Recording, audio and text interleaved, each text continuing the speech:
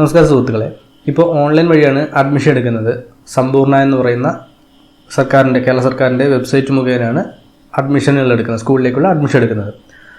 അപ്പോൾ നമുക്ക് എങ്ങനെ വീട്ടിലിരുന്നുകൊണ്ട് നമ്മുടെ മൊബൈൽ ഫോണോ അല്ലെങ്കിൽ കമ്പ്യൂട്ടറോ ഉപയോഗിച്ചുകൊണ്ട് സമ്പൂർണ്ണ സൈറ്റ് വഴി ഓൺലൈൻ അഡ്മിഷൻ എടുക്കാമെന്നും അതുപോലെ നമുക്ക് എങ്ങനെ TC അപ്ലൈ ചെയ്യാമെന്നുമാണ് ഇന്നത്തെ വീഡിയോയിൽ കാണിച്ചിരുന്നത്.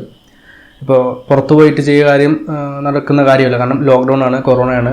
അക്ഷയ സെൻ്ററിലോ അല്ലെങ്കിൽ കമ്പ്യൂട്ടർ സെൻ്ററിലോ പോകുക എന്നുള്ളത് ബുദ്ധിമുട്ടാണ്. നമ്മുടെ കൈവശമുള്ള ഫോൺ ഉപയോഗിച്ച് വളരെ എളുപ്പത്തിൽ നമുക്ക് ഈ ഒരു ഓൺലൈൻ അഡ്മിഷന് വേണ്ടിയിട്ട് രജിസ്റ്റർ ചെയ്യാൻ സാധിക്കും. അതുപോലെ TCക്ക് വേണ്ടി നമുക്ക് അപ്ലൈ ചെയ്യാൻ സാധിക്കും. അതെങ്ങനെ ചെയ്യാമെന്ന് ഈ ഒരു വീഡിയോയിൽ ഞാൻ നിങ്ങൾക്ക് കാണിച്ചു തരുന്നുണ്ട്. ഞാൻ ഈ ഒരു ചാനലിൽ ഇതുപോലെയുള്ള വീഡിയോകളാണ് സ്ഥിരം അപ്ലോഡ് ചെയ്യുന്നത്. ഇത്തരം വീഡിയോകൾ നിങ്ങൾക്ക് സ്ഥിരമായിട്ട് ലഭിക്കണമെന്നുണ്ടെങ്കിൽ താഴെ കാണുന്ന ആ ഒരു സബ്സ്ക്രൈബ് ബട്ടൺ പ്രസ് ചെയ്തിട്ട് അടുത്തുള്ള ബെൽ ബട്ടൺ കൊണ്ട് പ്രസ് ചെയ്തേക്കുക. ഇനി നിങ്ങൾ ഫേസ്ബുക്കിലാണ് ഈ ഒരു വീഡിയോ കാണുന്നതെന്നുണ്ടെങ്കിൽ ഫേസ്ബുക്കിൽ എൻ്റെ ഒരു പേജ് ഒന്ന് ഫോളോ ചെയ്തേക്കുക. അപ്പോൾ നമുക്ക് വീഡിയോയിലേക്ക് കിടക്കാം. ഇതിനുവേണ്ടി നിങ്ങൾ കമ്പ്യൂട്ടറിനകത്ത് മോസില്ല ഫയർഫോക്സ് ഓപ്പൺ ചെയ്യുക. അവിടെ sampurna.kite.kerala.gov.in എന്ന് പറയുന്ന വെബ്സൈറ്റ് ഓപ്പൺ ചെയ്യുക. നമുക്ക് ഇതുപോലൊരു സ്ക്രീൻ ആയിരിക്കും കാണാൻ സാധിക്കുക. ഇവിടെ ഓൺലൈൻ അഡ്മിഷൻ എടുക്കാൻ വേണ്ടി ഒരു ബട്ടൺ കൊടുത്തിട്ടുണ്ട്. അതുപോലെ തന്നെ TC എടുക്കാൻ വേണ്ടിയിട്ടും രണ്ടാമതൊരു ഓപ്ഷൻ കൊടുത്തിട്ടുണ്ട്. നമുക്ക് ഫസ്റ്റ് ഓൺലൈൻ അഡ്മിഷൻ എടുക്കുന്നത് എങ്ങനെയാണെന്ന് നോക്കാം. ഓൺലൈൻ അഡ്മിഷൻ എന്നുള്ളത് ക്ലിക്ക് ചെയ്യുക. ഇതുപോലൊരു അഡ്മിഷൻ ഫോം ആയിരിക്കും നമുക്ക് ലഭ്യമാവുക. ഇവിടെ ആദ്യമായിട്ട് പേഴ്സണൽ ഡീറ്റെയിൽസ് ആണ് കൊടുക്കേണ്ടത്. അതായത് ഫസ്റ്റ് നമ്മുടെ ഫുൾ നെയിം കൊടുക്കുക. അതായത് വിദ്യാർത്ഥിയുടെ ആർക്കാണോ അഡ്മിഷൻ എടുക്കേണ്ടത് ആ വിദ്യാർത്ഥിയുടെ ഫുൾ നെയിം കൊടുക്കുക. ശേഷം ഇവിടെ മലയാളത്തിൽ പേര് ടൈപ്പ് ചെയ്യാനുള്ള ഓപ്ഷനാണ് വന്നേക്കുന്നത്. അത് കൊടുത്തില്ലെങ്കിലും കുഴപ്പമില്ല. നെക്സ്റ്റ് നാഷണാലിറ്റി ഇന്ത്യ കൊടുക്കുക. അതുപോലെ അടുത്തത് ജെൻഡർ മെയിലാണോ ഫീമെയിലാണോ എന്നുള്ളത് സെലക്ട് ചെയ്യുക. അടുത്തത് റെസിഡിങ് ഹോസ്റ്റലാണ്. അത് SC/ST ആൾക്കാർക്ക് വേണ്ടിയിട്ടുള്ളതാണ്. അത് ഹോസ്റ്റലിൽ താമസിക്കുന്നവരാണെങ്കിൽ yes അല്ലെങ്കിൽ no കൊടുക്കുക. SC/ST ആൾക്കാർ മാത്രമാണ് അത് കൊടുക്കേണ്ടത്. അടുത്തത് നിങ്ങൾക്ക് ആധാർ കാർഡ് ഉണ്ടെങ്കിൽ, നിങ്ങളുടെ കുട്ടിക്ക് ആധാർ കാർഡ് ഉണ്ടെങ്കിൽ അവിടെ yes കൊടുക്കുക. തുടർന്ന് ഇവിടെ ആധാർ നമ്പർ ടൈപ്പ് ചെയ്ത് കൊടുക്കുക. ആധാർ ഇല്ലാത്ത ആൾക്കാർ ഇവിടെ no കൊടുക്കുക. no കൊടുക്കുന്ന സമയത്ത് എന്തുകൊണ്ടാണ് ആധാർ ഇല്ലാത്തത് എന്ന് ചോദിക്കും. അവിടെ കാരണം കൊടുക്കുക. ഞാൻ ഇവിടെ തൽക്കാലം നോട്ട് അപ്ലൈഡ് എന്ന് കൊടുക്കുകയാണ്. Not applied. അടുത്തത് അഡ്മിഷൻ ഡീറ്റെയിൽസ് ആണ്. നിങ്ങളുടെ റവന്യൂ ജില്ല, നിങ്ങളിപ്പോൾ പഠിച്ചുകൊണ്ടിരിക്കുന്ന സ്കൂളിൻ്റെ നിങ്ങളിനി അഡ്മിഷൻ എടുക്കാൻ പോകുന്ന സ്കൂളിൻ്റെ റവന്യൂ ജില്ല സെലക്ട് ചെയ്യുക. തിരുവനന്തപുരം സെലക്ട് ചെയ്തു. അതുപോലെ ഏത് സ്കൂളിലേക്കാണോ അഡ്മിഷൻ എടുക്കേണ്ടത് ആ സ്കൂൾ ഇവിടെ സെലക്ട് ചെയ്യുക. നിങ്ങൾക്ക് വേണമെങ്കിൽ ഇവിടെ സ്കൂളിൻ്റെ പേര് ടൈപ്പ് ചെയ്ത് കൊടുത്തിട്ട് സെലക്ട് ചെയ്യാവുന്നതാണ്, അല്ലെങ്കിൽ സാർക്ക് സ്ക്രോൾ ചെയ്തെടുക്കാവുന്നതാണ്. എത്രാം ക്ലാസ്സിലേക്കാണോ അഡ്മിഷൻ എടുക്കേണ്ടത് അത് ഇവിടെ സെലക്ട് ചെയ്യുക. ഞാൻ ഇവിടെ 5ാം ക്ലാസ് കൊടുക്കുകയാണ്. അതുപോലെ അടുത്ത ഡേറ്റ് ഓഫ് ബർത്ത് കൊടുക്കുക. നിങ്ങൾ ഡേറ്റ് ഓഫ് ബർത്ത് സർട്ടിഫിക്കറ്റിനകത്തുള്ള അതേപോലെ തന്നെ ഡേറ്റ് ഓഫ് ബർത്ത് കൊടുക്കുക. ആദ്യം ദിവസം കൊടുക്കുക, പിന്നെ മാസം, പിന്നെ വർഷം. അതിനുശേഷം ഇവിടെ പ്ലേസ് ഓഫ് ബർത്ത് എന്നുള്ള ഭാഗത്ത് അത് പ്ലേസ് ഓഫ് ബർത്ത് കൊടുക്കുക. ഞാൻ ഇവിടെ ട്രിവാൻഡ്രം കൊടുക്കുകയാണ്.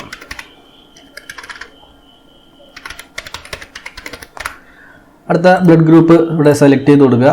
അതിനുശേഷം റിലീജിയൻ, ഇവിടെ നമുക്ക് റിലീജിയൻ സെലക്ട് ചെയ്യാം.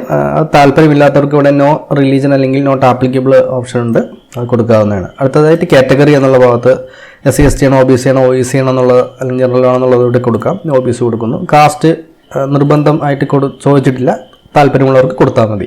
ഇവിടെ സ്റ്റാർ ഇട്ട് കൊടുത്തിരിക്കുന്ന മാത്രമാണ് നിർബന്ധമായും പൂരിപ്പിക്കേണ്ട ഭാഗങ്ങളെന്ന് പറയുന്നത്. അടുത്തത് മദറിൻ്റെ പേരാണ് കൊടുക്കേണ്ടത്.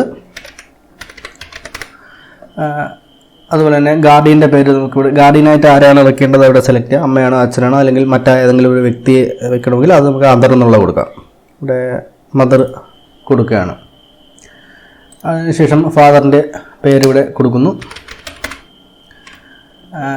അടുത്തതായിട്ട് നെയിം ഓഫ് ഗാർഡിയൻ, ഞാൻ ഇവിടെ അമ്മയുടെ പേര് തന്നെയാണ് ഗാർഡിയനായിട്ട് സെലക്ട് ചെയ്തേക്കുന്നത്. അപ്പോൾ അമ്മയുടെ പേര് ഇവിടെ കൊടുക്കുക.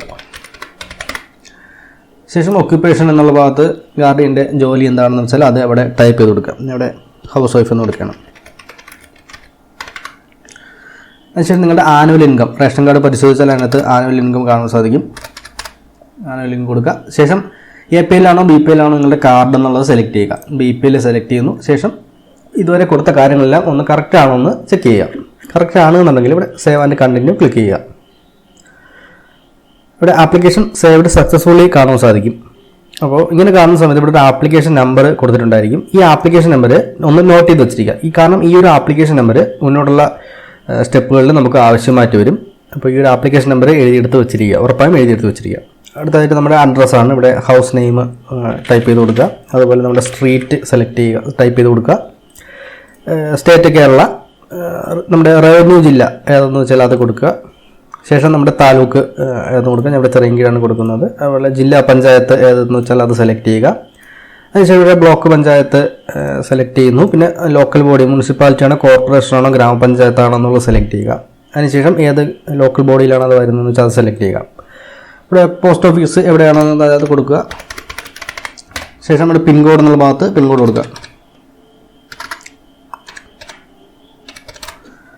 ശേഷം ഇവിടെ ഇമെയിൽ ID ചോദിക്കുന്നുണ്ട്, ഇമെയിൽ ID കൊടുക്കുക.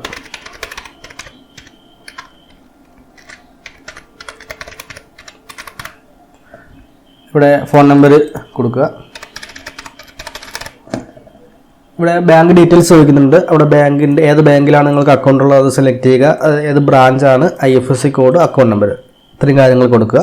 ഇവിടെ അഡീഷണൽ ഡീറ്റെയിൽസിൻ്റെ ഇവിടെ ഐഡൻറ്റിഫിക്കേഷൻ മാർക്ക്, 2 ഐഡൻറ്റിഫിക്കേഷൻ മാർക്ക് കൊടുക്കണം. അതായത് കയ്യിലോ കാലിലോ ഏതെങ്കിലും ഭാഗത്ത് എന്തെങ്കിലും ഒരു ചെറിയ കറുത്ത പാടുണ്ടെങ്കിൽ അത് നമുക്ക് ഇവിടെ കൊടുക്കാവുന്നതാണ്. അതായത് a black mole on right ear. അതുപോലെ അടുത്തതായിട്ട് a black mole on left elbow. Okay. അതുപോലെ ഇവിടെ ഇംഗ്ലീഷ് മീഡിയമാണോ മലയാളം മീഡിയമാണോ തമിഴാണോ കന്നഡയാണോ എന്നുള്ളത് നമുക്കിവിടെ സെലക്ട് ചെയ്യാം. അവിടെ നമുക്ക് മലയാളം മീഡിയം ആണെങ്കിൽ മലയാളം മീഡിയം സെലക്ട് ചെയ്യാം. ഏത് മീഡിയത്തിലൊക്കെയാണോ അഡ്മിഷൻ എടുക്കാൻ ഉദ്ദേശിക്കുന്നത് അത് സെലക്ട് ചെയ്യുക. സേവ് ആൻഡ് പ്രിവ്യൂ എന്നുള്ള കൊടുക്കുക.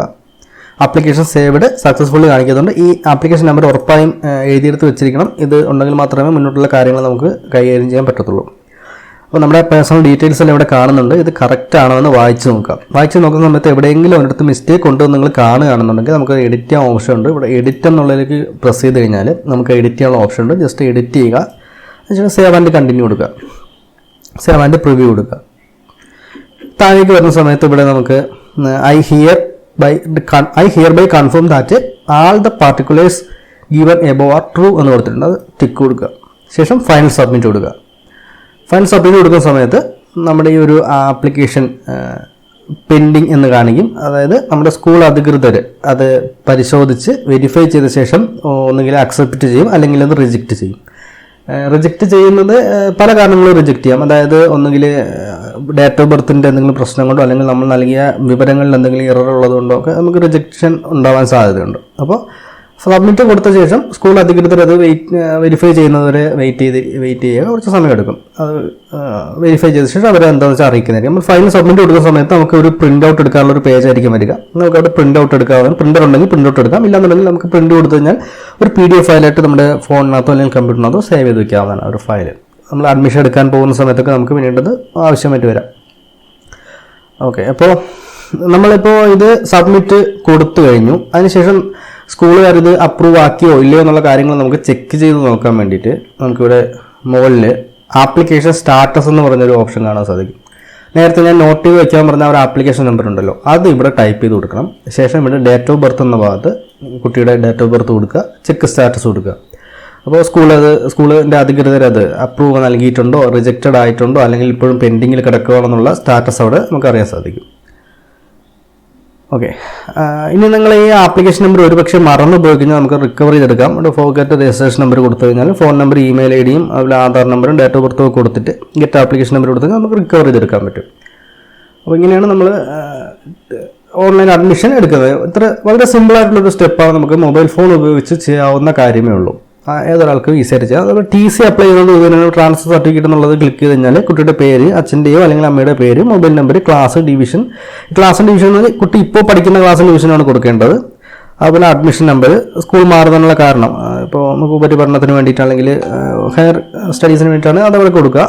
അതുപോലെ ഇപ്പോൾ പഠിക്കുന്ന ജില്ല എന്ന് കൊടുക്കുക. ഇത്രയും കാര്യങ്ങൾ കൊടുക്കുമ്പോൾ തൊട്ടടുത്ത പേജിൻ്റെ അകത്ത് അടുത്തതായി ഏത് സ്കൂളിലേക്കാണ് പോകേണ്ടത്, എത്രാം ക്ലാസ്സിലേക്കാണ് പോകേണ്ടത് എന്നുള്ളൊരു ഓപ്ഷൻ വരും. അത് ഫില്ല് ചെയ്ത് കൊടുക്കുക. അപ്പോൾ നമുക്ക് നേരത്തെ പോലെ ഒരു ആപ്ലിക്കേഷൻ നമ്പർ ലഭിക്കും. അതിവിടെ ആപ്ലിക്കേഷൻ സ്റ്റാറ്റസ് എന്നുള്ളിടത്ത് കൊടുത്തു കഴിഞ്ഞാൽ നമുക്ക് അതിൻ്റെ സ്റ്റാറ്റസ് അറിയാം. അത് കൊടുക്കുന്ന സമയത്ത് പെൻഡിങ് ആയിരിക്കും കാണിക്കുക. സ്കൂൾ അധികൃതർ അത് അപ്രൂവൽ നൽകുന്ന സമയത്ത് നമുക്ക് TC ഇവിടെ നിന്ന് ഡൗൺലോഡ് എടുക്കാൻ സാധിക്കും. അപ്പോൾ ഇങ്ങനെയാണ് നമ്മൾ അഡ്മിഷൻ എടുക്കുന്നതും അതുപോലെ TCക്ക് അപ്ലൈ ചെയ്യുന്നതും.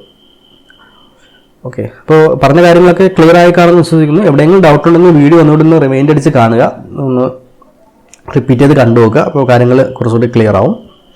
ഞാൻ എൻ്റെ ഈ ചാനലിൽ ഇതുപോലുള്ള വീഡിയോകളാണ് സ്ഥിരം അപ്ലോഡ് ചെയ്യുന്നത്. നിങ്ങൾക്ക് ഇത്തരം വീഡിയോകൾ ആവശ്യമായിട്ടുള്ള ഒരു വ്യക്തിയാണെന്നുണ്ടെങ്കിൽ ഈ ചാനലൊന്ന് സബ്സ്ക്രൈബ് ചെയ്തേക്കുക, അടുത്തുള്ള ബെൽ ബട്ടൺ കൂടി പ്രസ് ചെയ്തേക്കാം. പിന്നെ നിങ്ങളുടെ സുഹൃത്തുക്കൾ കൂടി ഒരു വീഡിയോ ഒന്ന് ഷെയർ ചെയ്ത് കൊടുത്തേക്കാം. കാരണം ഇപ്പോൾ അഡ്മിഷൻ്റെ ഒക്കെ ടൈം ആയതുകൊണ്ട് ഒരുപാട് ആൾക്കാർക്ക് ഇത് ആവശ്യമായിട്ടുണ്ട്. ഇത് എങ്ങനെ ചെയ്യണം, എന്താണ് ചെയ്യേണ്ടതെന്ന് അറിഞ്ഞുകൂടാത്ത ഒരുപാട് ആൾക്കാരുണ്ട്. പ്രത്യേകിച്ച് ഇപ്പോൾ ലോക്ക്ഡൗണിൻ്റെ സമയം ആയതുകൊണ്ട് തന്നെ കമ്പ്യൂട്ടർ സെൻ്ററുകളും അക്ഷയ സെൻ്ററിലൊക്കെ പോകുന്നതും കുറച്ച് ബുദ്ധിമുട്ടാണ്. ആ ഒരു സാഹചര്യത്തിൽ സ്വന്തമായിട്ട് വീട്ടിലിരുന്നുകൊണ്ട് സ്വന്തം മൊബൈൽ ഫോൺ ഉപയോഗിച്ച് നമുക്കിത് ചെയ്യാവുന്ന കാര്യമേ ഉള്ളൂ. ഓക്കെ, അപ്പോൾ എല്ലാവർക്കും ഒന്ന് ഷെയർ ചെയ്ത് കൊടുക്കുക, എല്ലാ സുഹൃത്തുക്കൾക്കും ഷെയർ ചെയ്ത് കൊടുക്കുമെന്ന് പ്രതീക്ഷിച്ചുകൊണ്ട് വീഡിയോ അവസാനിപ്പിക്കുകയാണ്. മറ്റൊരു വീഡിയോയിൽ വീണ്ടും കാണാം. നന്ദി, നമസ്കാരം.